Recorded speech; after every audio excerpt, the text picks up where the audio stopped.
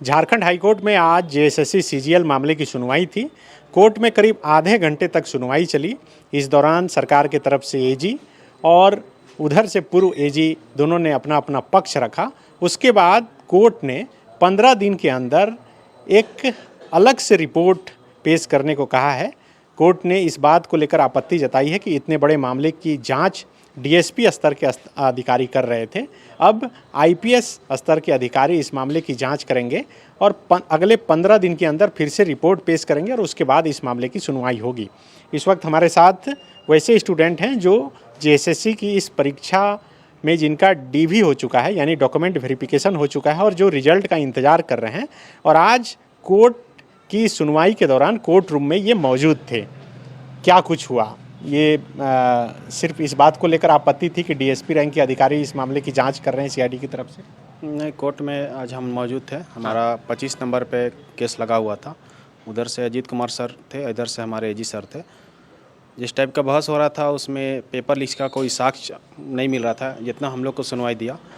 जज साहब इस बात से नाखुश थे कि इतने बड़े मैटर पे आप डीएसपी अधिकारी से जांच मत करवाइए, एक वरिष्ठ अधिकारी से इसकी जांच करवाइए और मुझे 2 हफ्ते के अंदर इसका जो रिपोर्ट है इसका स्क्रूटनी करके एक बड़े अधिकारी के हाथों मुझे रिपोर्ट सौंपा जाए। इस पे जज साहब बोले, एजी साहब, इससे एजी साहब सहमत भी हुए और उधर से अजीत कुमार भी सहमत हुए। अजीत कुमार सर ये कोर्ट कर रहे थे कि इस मैटर को सीबीआई को हैंड ओवर कर दिया जाए, जिस पर जज साहब ने बोला कि एक सीआईडी सरकार की बहुत बड़ी संस्था है, इन पे विश्वास किया जाए। बस यही बात हुआ और इस पे 16 सितंबर को हम लोग का डेट मिला है। फिर हम लोग के जो वकील, हम लोग अपने वकील खड़ा किए हैं, मतलब हम लोग का आईए एक्सेप्ट अभी नहीं हुआ। हमारे तरफ से वकील सर ने मतलब आप इंटरवेनर बनना चाह रहे थे। हाँ। तो हमारी बात हम एक्सेप्ट नहीं हुआ, पर हमारी बातों को हमारे वकील ने रखा कि ये बहुत लंबी प्रक्रिया है, बच्चे लोग का डीवी हो गया है। तो जज साहब बोले कि जिस जज साहब का स्टेटमेंट था, हम लोग अंदर थे, वे बोले कि जो बच्चे मेरिट रूट से हुए होंगे उनके साथ अन्याय नहीं होगा, उनका भी सुना जाएगा। पर आप ये जो रिपोर्ट है इसका स्क्रूटनी एक बड़े अधिकारी से कराइए। इस पे हम 16 तारीख को सुनवाई करेंगे। मतलब आप मामले की सुनवाई 16 तारीख को होगी। आज आधे घंटे तक सुनवाई हुई। मुझे लगता है कि बहुत लंबे समय बाद या पहली बार इतने विस्तार से चर्चा हुई। तो आज की सुनवाई के बाद क्या आप लोगों को उम्मीद जगी है? क्योंकि जो लोग लगातार आरोप लगाते रहे हैं कि ये परीक्षा में पेपर लीक हुआ है, स्टूडेंट नेपाल गए, नेपाल में जो गए उसमें से 28 में से 10 पास कर गए, कई तरह के साक्ष्य और बात जो है कोर्ट में पहले भी रखी गई है, आज भी रखी गई थी। तो इससे लग रहा है कि अब क्या पेपर लीक के मामले में ये परीक्षा कैंसिल हो सकती है या फिर कोर्ट स्टे हटा सकता है?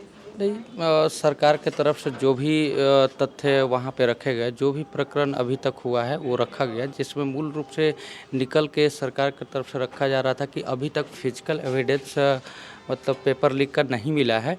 जो भी अभी तक प्रकरण हुआ है उसमें नेपाल है या नियामतपुर है, जो भी जांच हुई है अभी तक, उसमें मतलब लड़के लोग गए फर्जी वाड़ा करने, मैंने कहिए फर्जी वाड़ा करने का पैसा धन उगाही किए हैं।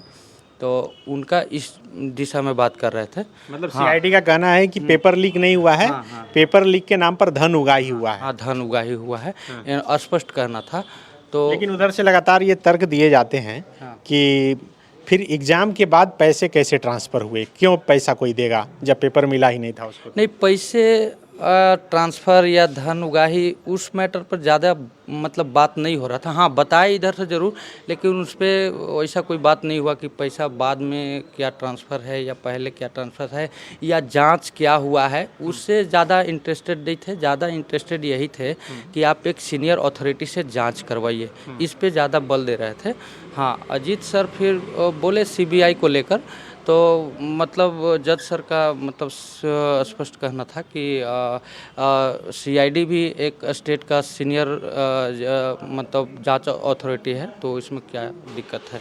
तो उससे कोई दिक्कत नहीं है, सीबीआई का या उससे कोई प्रॉब्लम नहीं है।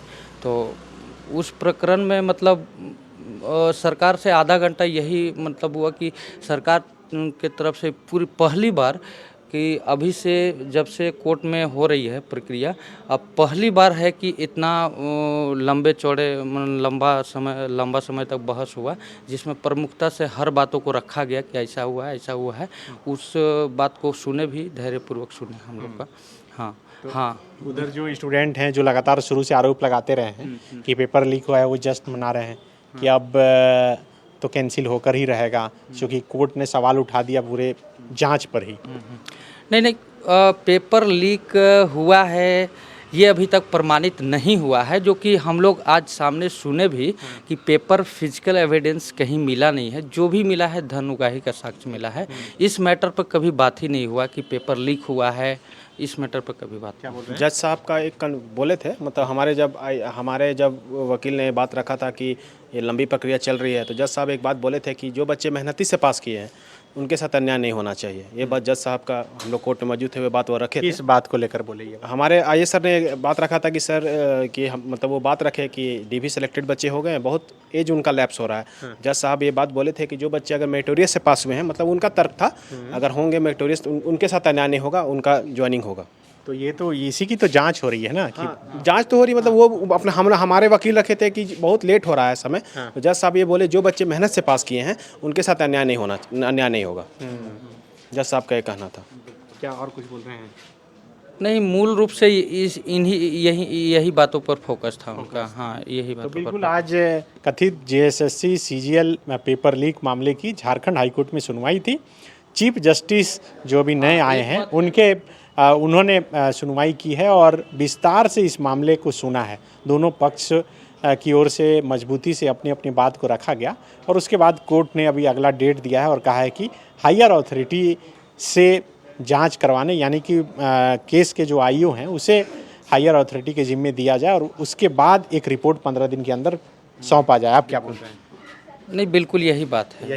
हाँ, बिल्कुल यही बात है। गोल, जहां 27 वर्षों के सफर में 17,000 से भी अधिक छात्रों ने डॉक्टर एवं इंजीनियर बनकर भरे सफलता की ऊंची उड़ान, जहां साधारण छात्र भी झारखंड टॉपर्स बनकर बना रहे इतिहास। दूरदर्शी शिक्षाविद श्री विपिन सिंह के मार्गदर्शन में मेडिकल एवं इंजीनियरिंग के लाखों छात्रों के लिए आशा की किरण के रूप में गोल, नेशंस लीडिंग इंस्टीट्यूट।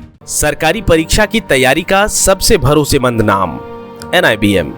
अच्छा कोचिंग ढूंढ रहे थे तो फिर गूगल में ही बताया कि यहाँ का रेटिंग भी बहुत अच्छा था। पुरुलिया से आए हैं यहाँ पर कोचिंग करने के लिए। NIBM के बारे में मेरे एक भैया हैं जो पिछले साल ही बैंकिंग यहीं से प्रिपरेशन किए और इस बार IBPS PO में सिलेक्शन लिए। मेरा अभी फाइनल सिलेक्शन हुआ है RRB PO में, उत्तर बिहार ग्रामीण बैंक में। मेरा फाइनल सिलेक्शन RRB PO में हुआ है। NIBM, thefollowup.in. Like, share and subscribe. www.thefollowup.in